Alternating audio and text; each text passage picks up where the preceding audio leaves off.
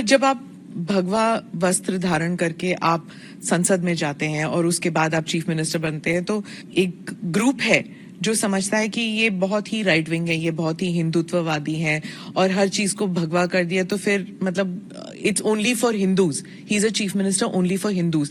ये इंटरनेशनली भी लिखा जाता है, अखबारों में ऑपेड एडिट्स आते हैं कि ये बहुत ही एक्सट्रीम राइट विंग है, एक्सट्रीम हिंदुत्ववादी हैं। उनके कपड़ों से ही पता लग रहा है कि हर चीज भगवा है।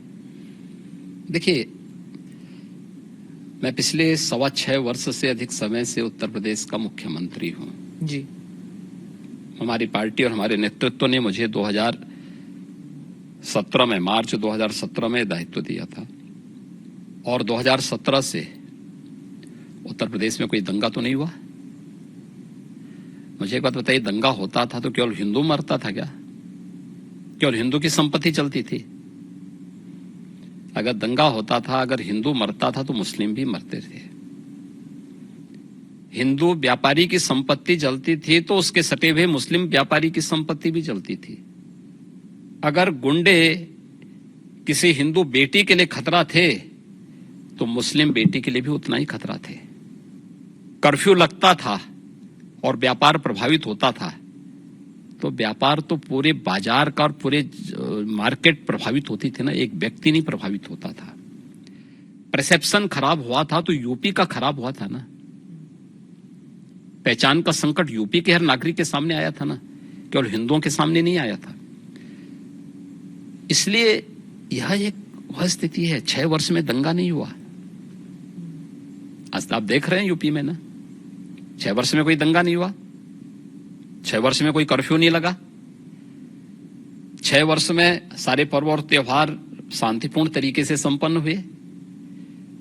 ये बड़ी बड़ी बातें करने वाले लोग देखें तो कैसे चुनाव होने, नगर निकाय का चुनाव, पंचायत चुनाव यूपी का, विधानसभा का चुनाव यूपी का, और वेस्ट बंगाल में भी पंचायत के चुनाव हुए थे, क्या हाल हुए थे।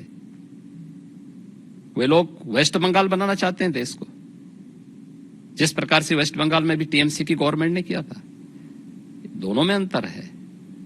हमने ढोंग नहीं किया, कोई पाखंड नहीं किया। हर एक को चुनाव लड़ने का अधिकार, उसका अधिकार है भाई, उसको मिलना चाहिए। वो चुनाव लड़े, जीतने की सामर्थ्य होगी जीतेगा। हमें सामर्थ्य होगी हम जीतेंगे, हमें सामर्थ्य नहीं है तो नहीं जीतेंगे, और नहीं जीतना चाहिए हमें अगर हमें सामर्थ्य नहीं है तो। लेकिन अगर कोई व्यक्ति विरोधी क्यों न हो, अगर उसमें सामर्थ्य है, योग्यता है, उसको जीतना चाहिए। उसका लोकतांत्रिक अधिकार है, कैसे हम उससे उसे वंचित कर सकते हैं। लेकिन कुछ लोग सत्ता में आकर के जबरन पूरी व्यवस्था को कैद कर देना चाहते हैं, और जो वेस्ट बंगाल में हमको देखने को मिला, सबको कैसे वहां विरोधी कार्य कर गया। ये चीजें आंखों को खोलने वाली हैं। इस पे तो कोई बोलता नहीं, इस पे कोई टिप्पणी नहीं करता है, सब मौन है। 1990 में कश्मीर में जो कुछ हुआ उस सब पे सब लोग मौन थे।